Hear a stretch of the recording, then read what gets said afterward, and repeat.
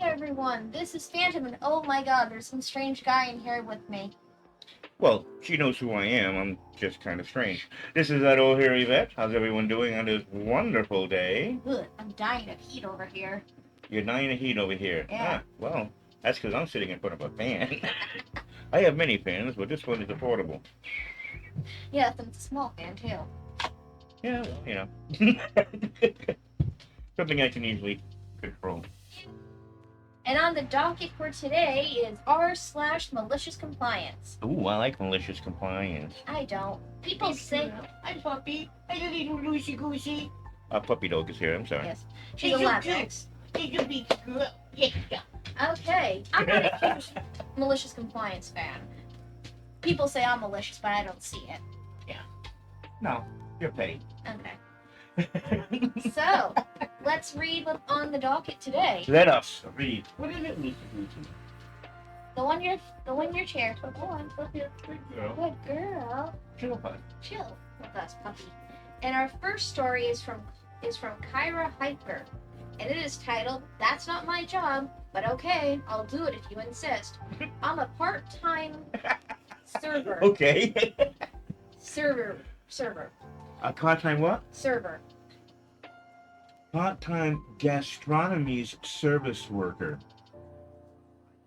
Okay, so she's a waiter. Okay. I typically work breakfast buffets or coffee service for something to do and a free breakfast while getting paid. That's the key, getting a free breakfast while you work. Oh, yeah. The work is fairly easy and doable for someone a little bit older with a bad back and bad knees. I actually work for a temp service. My boss sends me to different hotels or companies for specific events. So you're a caterer. She's a caterer, yeah. She's a waitress at a catering company. Yeah, okay. I was gastronomy service worker. What a pretentious biatch. Go ahead. I was helping with breakfast service at a hotel, and it was not very busy. So they were trying to look around for something for me to do to get their money's worth. They decided they wanted me to unload pallets of cases of bottled drinks in glass bottles. I told them that it was not allowed because of terms of my contract, and they had requested service personnel, not dock workers. Also, completely impossible with my limited physical capabilities, but they insisted. So I went to the first case and started taking out each bottle and setting it on the side. They asked me what I was doing. I said I was incapable of lifting a full case of glass bottle drinks, so I would have to unload each case bottle by bottle, move the case, and refill it with the bottles. It would have taken hours instead of 15 minutes. They sent me back to the breakfast buffet. Lol. Okay. From the comments from Among Us Awesome, kudos on a job done, or a job not done from Universal Coupler. Now, the question I have, this is under the malicious compliance? Yeah. Yeah, that I give that a 1 on the scale of 1 to 10 as far as malicious compliance goes. Usually when you're a contract person or a subcontractor for companies like that, they will have a person who's to go to, who is in charge of it, and they know what the rules and regulations are. And they do try to do stuff. I was a subcontractor for security, and they've asked me to, like, take trash out, things like that, and I would say, no. You need to have somebody who's being paid like that. You know, and so that's a management problem, not a people problem. You got it, Chief. You're up. But still, not very malicious. No, not really. Okay. Mildote says, complain to everyone about your work if you must, but you're done working here equals 10 years wages. That didn't even make any sense to me. No, it does not.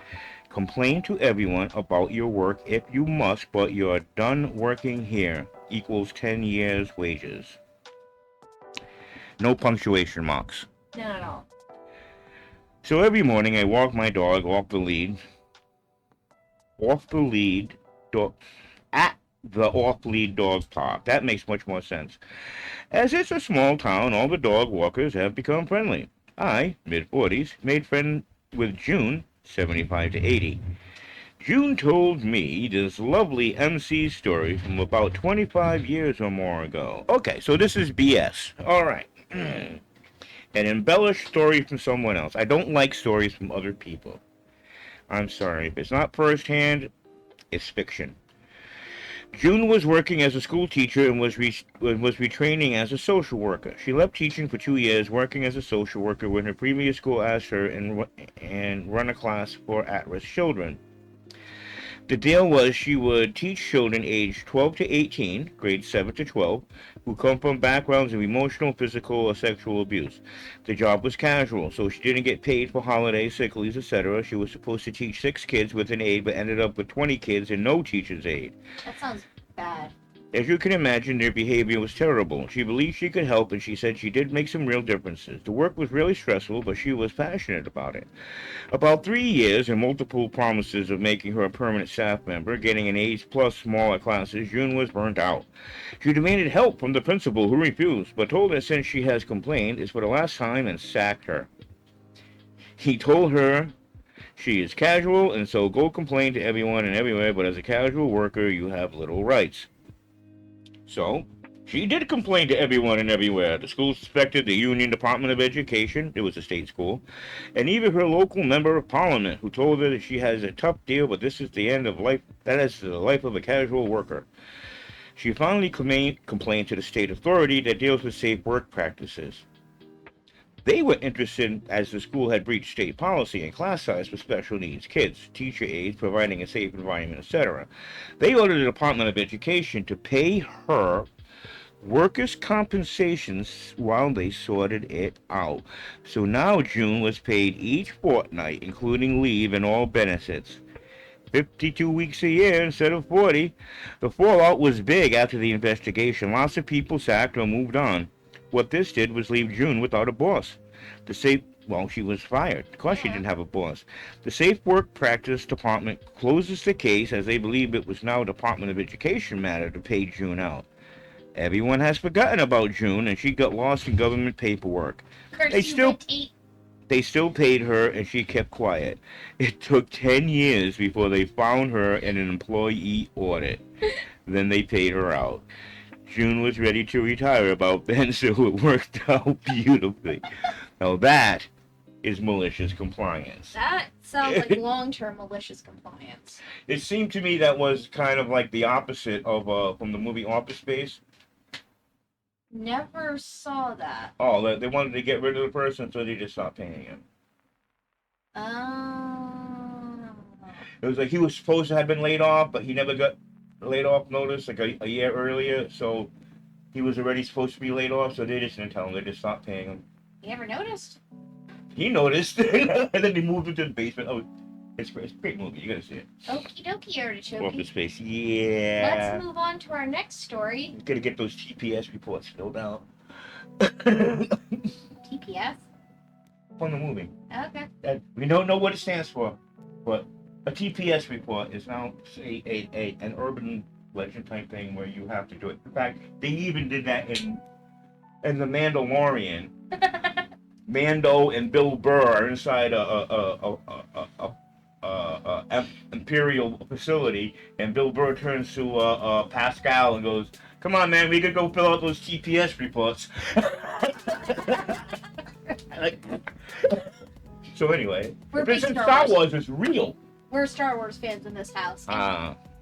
Yes. I'm wearing my Star Wars shirt. You are. I'm wearing a polo. Anyway. You look good in blue. Okay. But it's blue, and I love blue. He does. Anyhoozle, our next story is from Word Wizard X.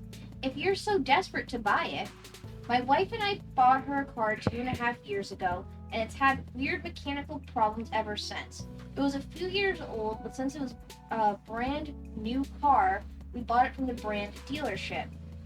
They included a self-assisted dealer warranty that basically said if we brought it to them for repairs, they'll be more liable in what was considered their fault, for recalls and whatnot. That seems kind of sketchy. Yeah. Okay, in practice, it meant that we paid for a series of useless little fixes out of pocket because they kept tweaking something small and swearing the car was fine to avoid admitting that fixing the problem correctly on their dime would probably involve taking the whole engine apart. A few days ago, we got a letter in the mail saying they're desperate to buy back our car.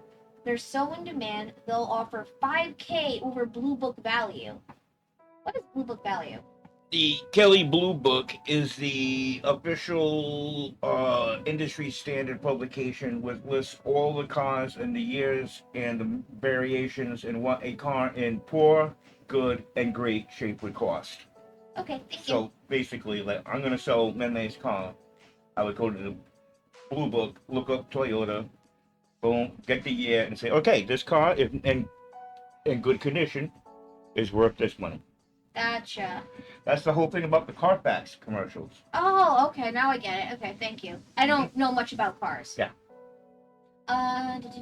At that point, the car had been sitting in their shop for 3 weeks straight, and they had stopped returning our calls. So my wife and I decided it was malicious compliance time.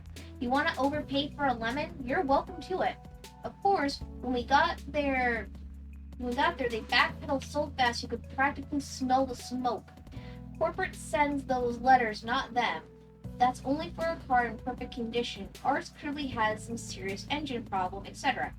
My wife turned it back on them. Surely the car is in good shape, right? After all, the last 3 times they didn't give it back to us, they claimed everything was fixed, miraculously. As such, I'd like to say we stuck it to them and everyone clapped. We actually came out with a pretty reasonable deal, especially considering our theoretical 6K car probably needed 10K of repairs. They gave us Blue Book value for in good condition and waived the service fees for the last 3 weeks, which probably would have been another 15,000 or 1,500. Where? Right here. 1,500. 1,500. And we bought a new car from them instead of from someone else. Now they have their lemon back, and we've got a vehicle with an actual warranty. It feels good. To me, that does not seem like malicious compliance. No, it doesn't seem like it. Because there was no compliance, it was more of a turnaround. Okay. You know, the car's no good. You need to fix it. Oh no, the car is fine. Well, I get this letter saying that you'll buy it. Oh no. We won't do that because the car has problems. No, it doesn't. You told me the car is fine. So either the car is not fine, and you need to fix it right now, take apart the engine, and spend $10,000 fixing it, or you need to buy it as a good car. I don't think that's malicious compliance. No. That's I got you by the short hairs and I'm starting to twist. All right. Is there another one for me? The last one is on you, old man. This is from Tanks and the Funky Bun. That is a name. Tanks and the Funky Bun. Okay. I can definitely get that sauce for you. I am a server. Oh, she's a gastronomic service employee. We're not letting that go. My mom was an RN. Yeah. And when she used to write me a letter, like for school, like if I was out sick, instead of saying, please excuse Dan from school yesterday, he had a stomach ache. Please excuse my son from school yesterday. He was suffering from gastronomic distress. You mean an upset stomach? Yeah, I had a stomach ache. I had a tummy ache. I am a server and I take great pride in the ability to efficiently run my section. The key is maximizing each trip to and from the kitchen.